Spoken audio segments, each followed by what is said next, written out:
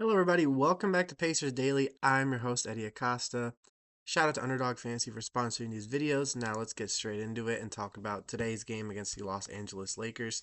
Now, the Lakers themselves are actually coming off a loss against the Denver Nuggets. That kind of, at the moment, they're still six in the West, but that one loss kind of, brought them back a game and a half behind the Nuggets. And obviously, the Nuggets are 2-0 against the Lakers so far this year. So I want to talk a little bit about that game just because it can have some implications on this one. Now, Luka had himself a 27, 11, and 7 game. LeBron broke the field goal record, so congrats to him. It's another big record. Um, Pretty much in the same signature. Zeke Naji was guarding him. Little spin, step back, fadeaway shot, made it. Reeves at 16, Jackson Hayes at 19 and 5.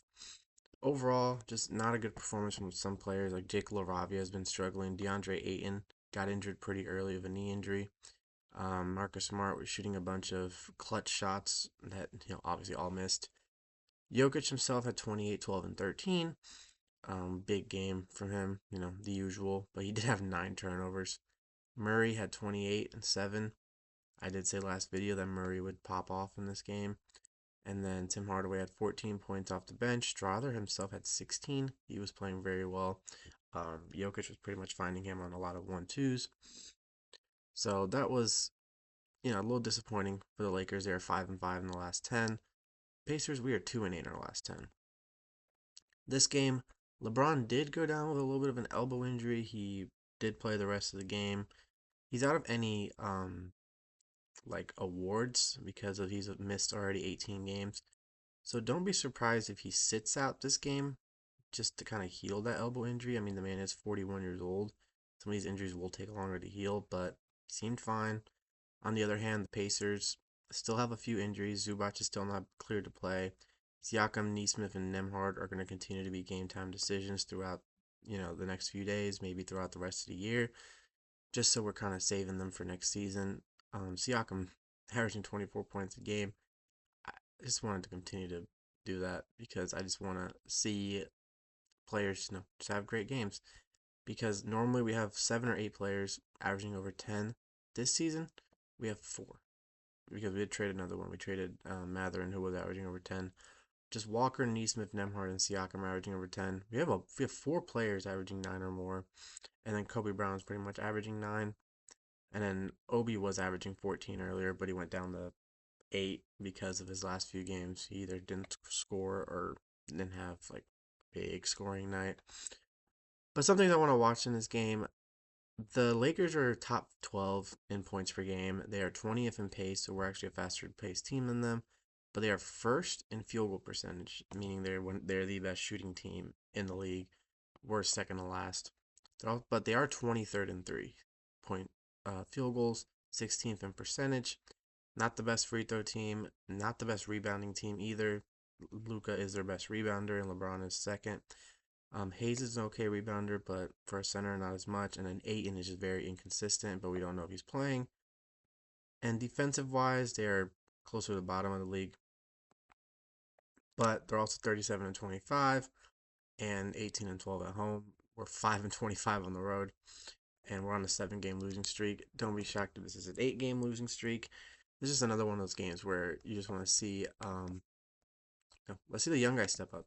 Let's see them have some fun, just to see what necessarily they can really get on this roster. I want to see Cam Jones step up. I want to see Cam Jones have a 10 assist game because recently he's been kind of opening up a little bit of like Halliburton style, where he's been very pass first, but he also isn't afraid to take the 3-point shot. Taylor Peter, I want to see him be a little bit more consistent on the three, especially in open threes.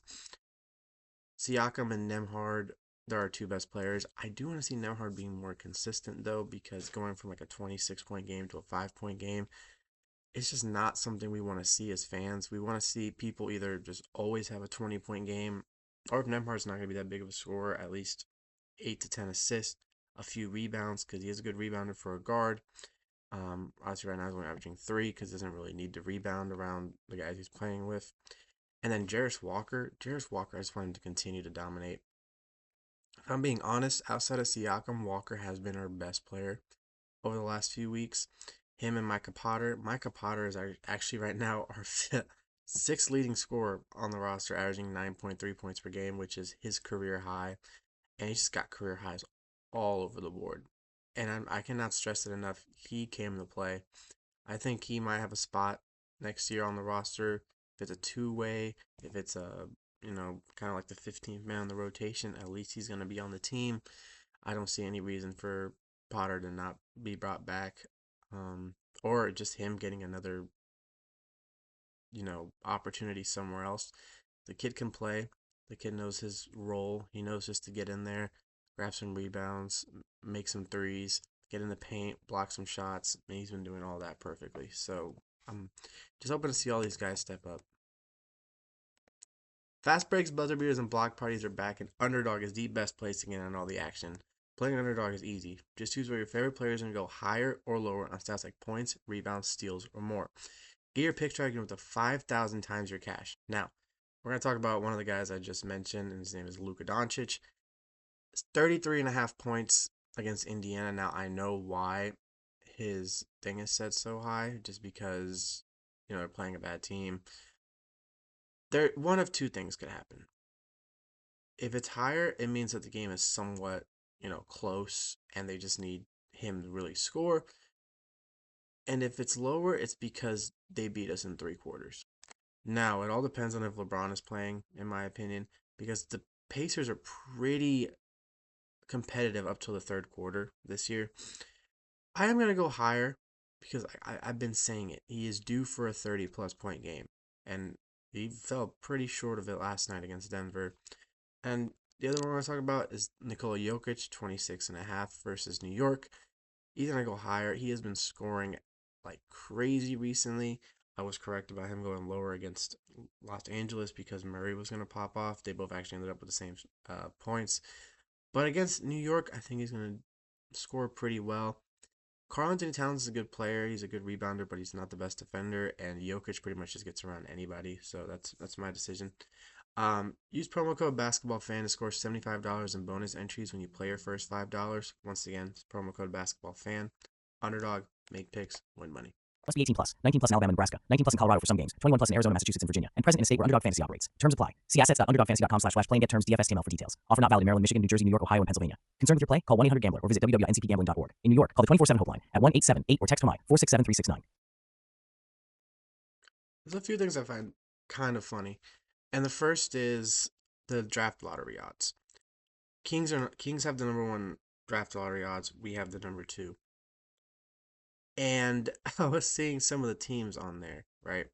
And one of those teams is the Pelicans. The Pelicans genuinely thought before this season that they were going to be a good team. Even with DeJounte Murray having an Achilles injury and, not really knowing if Derek Queen was going to be a good player, if Jeremiah Fears was going to be a good player. Thing is, they both are very good players.